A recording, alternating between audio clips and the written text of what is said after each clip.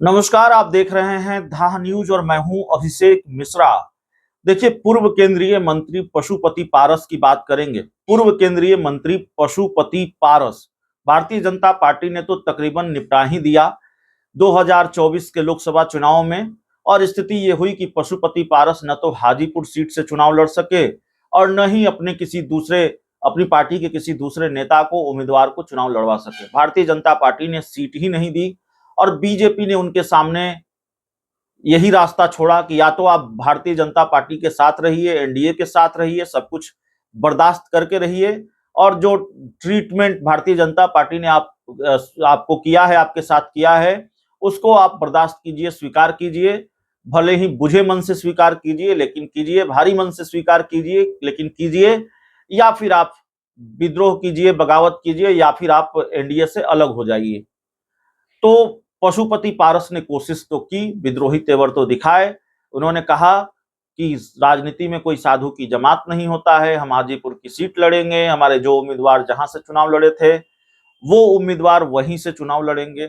लेकिन पशुपति पारस न जाने क्यों अपने इस विद्रोही तेवर को बरकरार नहीं रख सके और उन्होंने बीजेपी के सामने फिर बाद में हथियार डाल दिया और ये कहा कि मैं एनडीए के साथ हूं, एनडीए के साथ रहूंगा। और तब भी पशुपति पारस एनडीए के साथ है, जब चिराग पासवान और बीजेपी ने उनको मिलकर पूरी तरह से तकरीबन निपटा ही दिया है। और स्थिति यह है कि अब उनको अपना सरकारी दफ्तर भी खाली करना है, उसका अल्टीमेटम भी मिल गया है। पार्टी का जो दफ्तर है पटना में, उसको खाली करना है, शहीद पीर अली मार्ग पर एयरपोर्ट के बगल में जो दफ्तर है।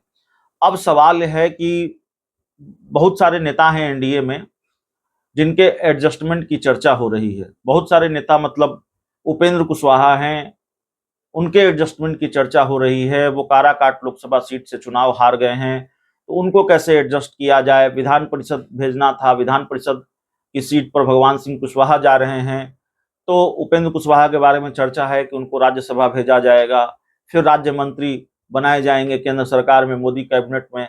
ये सारी चीजें होनी है। तो सवाल यह है कि सिर्फ उपेंद्र कुशवाहा को ही एडजस्ट किया जाना है, उपेंद्र कुशवाहा का ही एडजस्टमेंट होना है, या पशुपति पारस का भी एडजस्टमेंट होना है। पशुपति पारस को भी बीजेपी एडजस्ट करेगी। भारतीय जनता पार्टी के साथ उन्होंने जो वफादारी दिखाई है, एक भी सीट नहीं मिली, फिर भी उन्होंने बीजेपी के लिए लोकसभा चुनाव में प्रचार किया। भारतीय जनता पार्टी की रैलियों में, सभाओं में वो नजर आते रहे।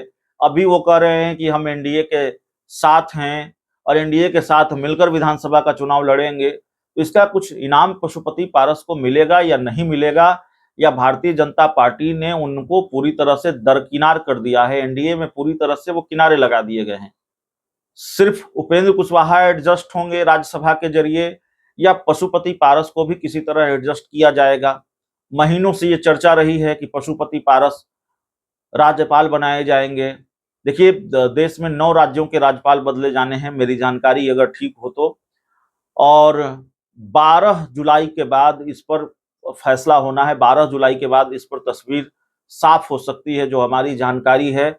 पशुपति पारस को लेकर भी 12 जुलाई को लेकर तस्वीर साफ हो सकती है। पशुपति पारस का एडजस्टमेंट होता है, नहीं होता है, राज्यपाल बनाए जाएंगे कि नहीं बनाए जाएंगे। लेकिन पशुपति पारस की एक आखिरी उम्मीद बची हुई है। राज्यसभा तो नहीं जा रहे हैं, लेकिन राज्यपाल बनाए जाने की उम्मीद बची हुई है। और इस तरह का एडजस्टमेंट पशुपति पारस के साथ हो सकता है, जो जानकारी हमारे पास निकल कर आ रही है। लेकिन फिर 12 जुलाई के बाद ही तस्वीर साफ हो पाएगी, जो हमारे पास जानकारी है। और देखना होगा कि पशुपति पारस को बीजेपी ऐसे एडजस्ट करती है कि नहीं एडजस्ट करती है। पशुपति पारस के लिए राज्यपाल, उसी तरह राज्यपाल का पोस्ट या राज्यपाल राजभवन उसी तरह एक आखिरी उम्मीद है, जैसे उपेंद्र कुशवाहा के लिए राज्यसभा एक आखिरी उम्मीद बची हुई है। और उपेंद्र कुशवाहा राज्यसभा जा रहे हैं, ये बात धीरे धीरे अब तकरीबन तय हो गई है। लेकिन पशुपति पारस राजभवन जा रहे हैं कि नहीं जा रहे हैं, उनको राज्यपाल बनाया जा रहा है कि नहीं जा रहा है, राजनीतिक गलियारों में इस बात की चर्चा जरूर है कि पशुपति पारस को राज्यपाल बनाया जा सकता है। और अगले 10 दिनों में, 10-12 दिनों में ये फैसला, जुलाई के महीने में ये फैसला हो सकता है। तारीख की बात करें तो 10 या 12 जुलाई को इस पर फैसला सामने आ सकता है, इस पर तस्वीर सामने आ सकती है। तो इस रिपोर्ट में इतना ही। बहुत बहुत धन्यवाद।